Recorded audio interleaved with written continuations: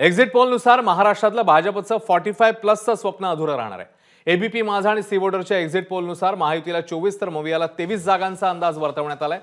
महाराष्ट्रामध्ये भाजपला 17 जागा मिळू शकतात, तर एक्झिट पोलनुसार शिंदेंच्या शिवसेनेला 6 जागा, अजित पवारांच्या राष्ट्रवादीला फक्त 1 जागेचा अंदाज वर्तवण्यात आलाय। तर उद्धव ठाकरेंची मशाल 9 ठिकाणी पेटणार आहे। शरद पवारांच्या राष्ट्रवादीला 6 जागा मिळू शकतात। महाराष्ट्रात काँग्रेसला 8 जागांचा अंदाज एक्झिट पोलनुसार वर्तवण्यात आलाय। तर शेवटच्या टप्प्यातलं मतदान पार पडल्यावर एक्झिट पोल आलेला आहे आणि या एक्झिट पोलनुसार ही आकडेवारी समोर येते। तर एबीपी माझा सी वोटरच्या महाराष्ट्रातल्या पोलचे निष्कर्ष काय सांगतात पाहूया।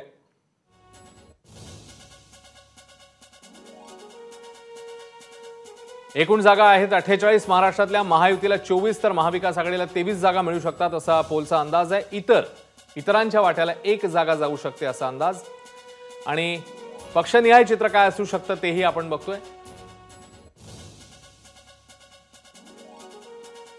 एकनाथ शिंदेंच्या पक्षाला 6, अजित पवारांच्या पक्षाला 1, भाजप 17, सगळ्यात मोठा पक्ष हा भाजप असेल असा एक्झिट पोलचा अंदाज आहे। उद्धव ठाकरेंच्या पक्षाला 9, शरद पवारांच्या पक्षाला 6 आणि काँग्रेसच्या खात्यात 8 जागा जाऊ शकतात असा अंदाज समोर येतोय।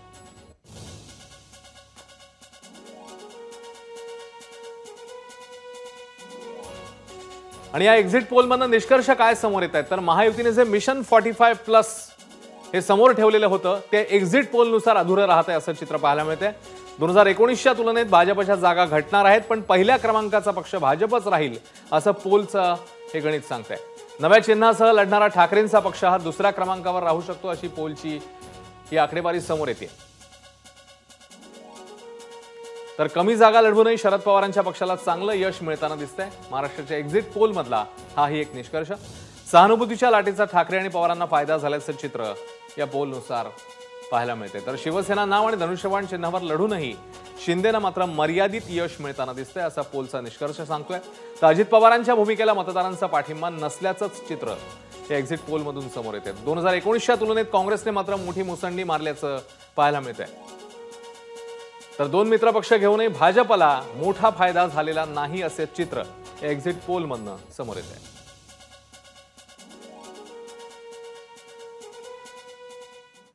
तर देशामधल्या इतर एक्झिट पोलचा महाराष्ट्राबद्दलचा अंदाज काय आपण तेही पाहूया।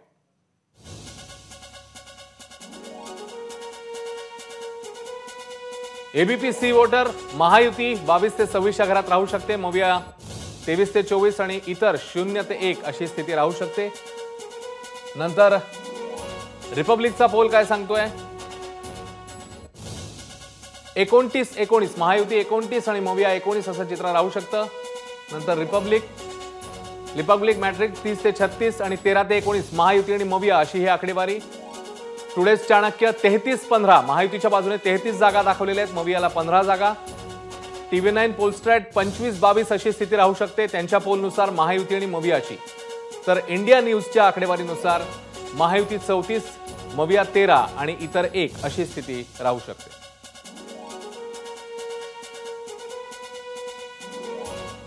तर एक्झिट पोलनुसार नरेंद्र मोदी तिसऱ्यांदा पंतप्रधान होण्याची शक्यता आहे। एनडीएला 353 ते 383च्या घरात जागा मिळण्याचा अंदाज आहे। भाजपला एकट्याला 315 जागा मिळू शकतात, तर इंडिया आघाडीला 152 ते 182 जागांचा अंदाज व्यक्त होतोय। काँग्रेसला 74 जागा मिळू शकतात, त्यामुळे 2019च्या तुलनेत काँग्रेसच्या जागांमध्ये 22 जागा वाढू शकतात असं पोल सांगतो।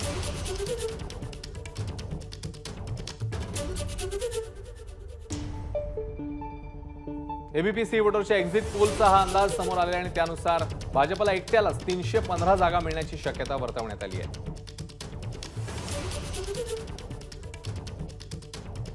काय चित्र राहू शकतं त्यावर आपण एक नजर टाकतोय।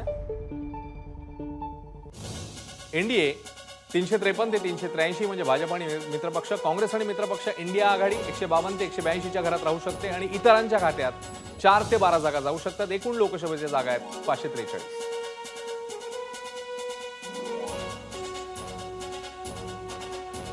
ही देशामधली स्थिती समोर येते।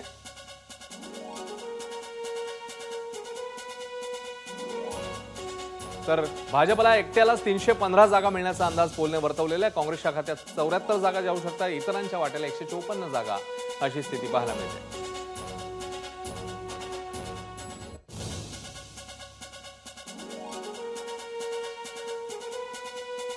आणि विविध पोल नेमकं काय सांगतायत ते आपण बघूया. एबीपी सी वोटरच्या सर्वेनुसार 353 ते 383च्या घरात एनडीए राहू शकतं, तर इंडिया आघाडीला 151 ते 182, इतरांच्या वाट्याला 4 ते 12 जागा. TV9 पोलस्ट्रॅट 353 ते 368 एनडीए, 118 ते 133 इंडिया आणि इतरांच्या खात्यात जाऊ शकतात 43 ते 48 जागा. रिपब्लिक PMARQ 359, 154 आणि 30 एनडीए, इंडिया आणि इतर अशी ही आकडेवारी. तर टाइम्स नाऊ आणि ETG 386, 118, 39 अशी स्थिती आहे. इंडिया न्यूज, डायनामिक्स 371, 125 एनडीए आणि इंडिया आघाडी आणि 47 इतर. NDTV जन की बात 365 आणि 142 एनडीए, 365 इंडिया आघाडी, 142 जागा मिळू शकतात, इतरांच्या खात्यात जाऊ शकतात 36 जागा. न्यूज नेशन 342 ते 378च्या घरात एनडीएला जागा दाखवण्यात आल्यात, तर इंडिया आघाडीला 153 ते 169 आणि इतरांच्या वाट्याला जाऊ शकतात जागा 29 ते 33च्या घरामध्ये. एबीपी माझा, उघडा डोळे बघा नीट.